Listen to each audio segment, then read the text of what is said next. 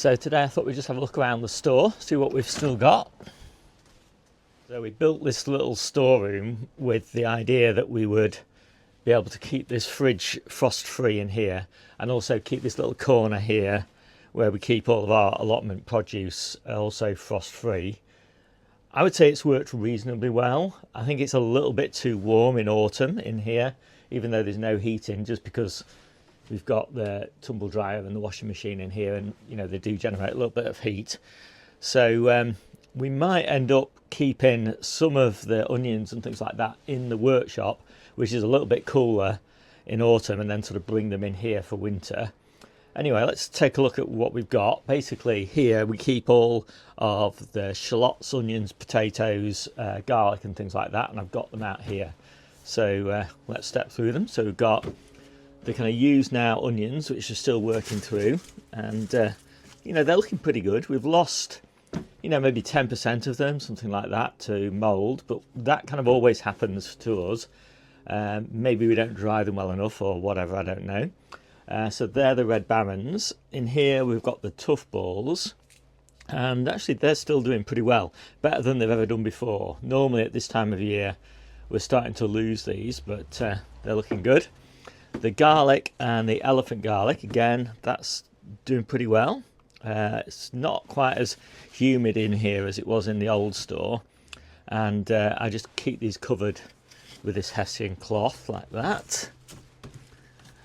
And here we've got what's left of the shallots. So these are the Zebrun sort of type shallots.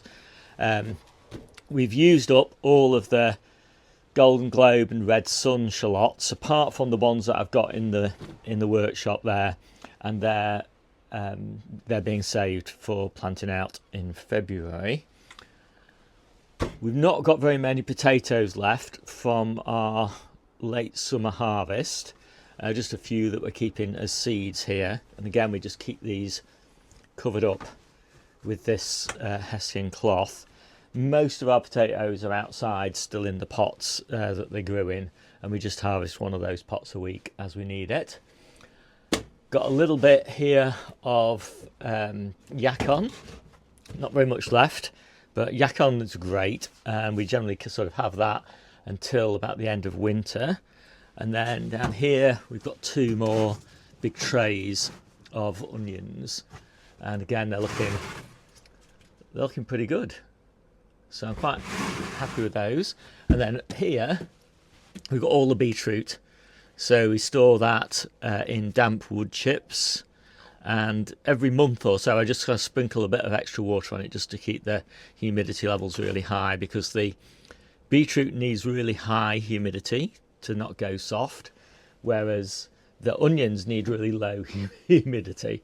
So you know, it's hard to keep the two in perfect condition. But yeah, the beetroot doing pretty well. We lost just a couple of those, gone a little bit soft, but most of them are good. The ones that have gone soft have just been near the top where the humidity's been a bit lower. The ones sort of deeper down are fine. We'll keep these until about May, and then we'll have fresh beetroot from the polytunnel. So that is pretty much it, apart from the squash, and we've still got the squash in the conservatory on a little shelf up there, and yeah, that's doing really well, and we'll have squash until we've got courgettes again from the polytunnel, sometime sort of mid-May, something like that. So I'm just going to quickly interrupt myself to tell you about my weekly newsletter. I'm really pleased with this newsletter. A lot of people are really enjoying it. You can find a link to it in the description down below, or you can just go to steverichards.substack.com. And what I'm trying to do in the newsletter is give you timely information, just the information that you need for the week or the month concerned. You know, information on what to sow and what to plant and what to pot on and all of that sort of thing. Information on the relevant diseases and pests for that time of year. Sowing guides, planting guides, all the information that you need basically. So if you're interested in that, take a look at the link down below, and back to the video. So I think that's everything we've got kind of fresh, and everything else is in the freezer.